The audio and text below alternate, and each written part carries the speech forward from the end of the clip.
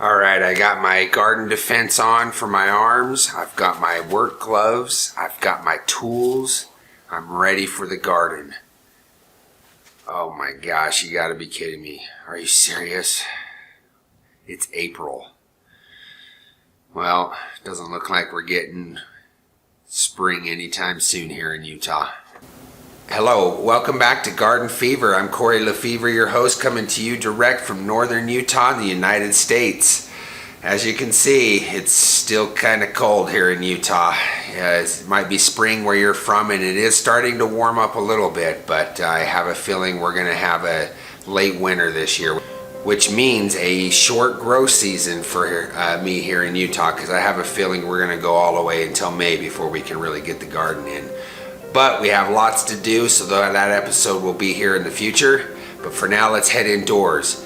I wanted to give a quick update to some of the plants that I've been growing indoors. I challenged myself to find places in my home where I can grow either edible or medicinal plants during the winter, because that's one of the downsides to the outdoor garden is it's only seasonal. So I'm trying to have different types of edible plants spread out more through the year. Anyway, real successful with the bunching onions. Japanese bunching onions struggled a little bit in the low light. They thinned out a little bit, but I think as we get more sun, they should thicken up. However, the Egyptian walking onion did real well. Very healthy looking. It is a little bit leggy, but they're about the normal size of what a green onion should be, or what you would think of. So they did really well. I've also been able to do garden sage, aloe vera, and this French sorrel. Now the French sorrel struggled a little bit too, but as we're starting to get more light here in April, it's starting to perk up a little bit. So that'll make 2 years now that I've had French sorrel growing indoors with no extra grow lights or anything.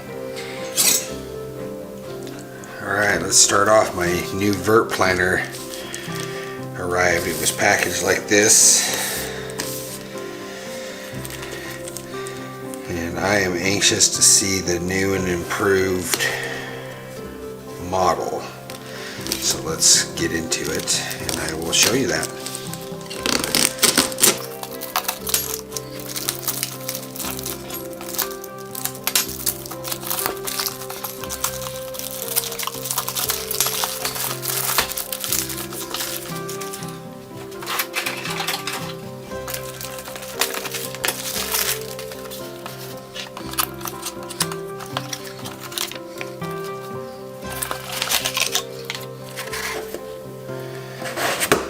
Okay,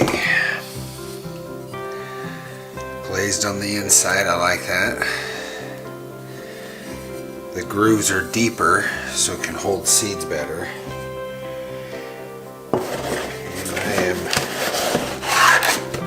anxious to find out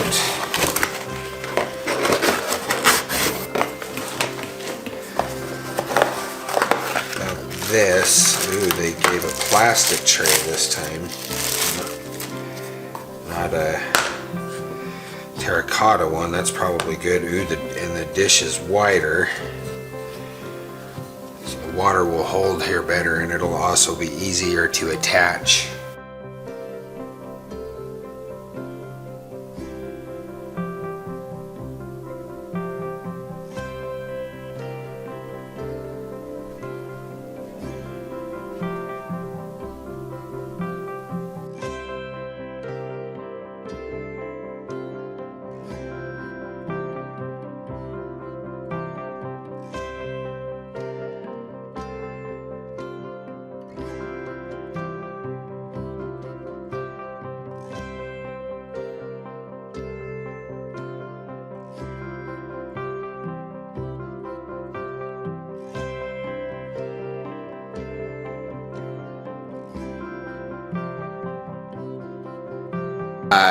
I also transplanted this ruby rubber, so check this out if you're looking to transplant a plant. I always recommend that you take your time, be patient, treat the roots gentle, and make sure you got good soil to put it in.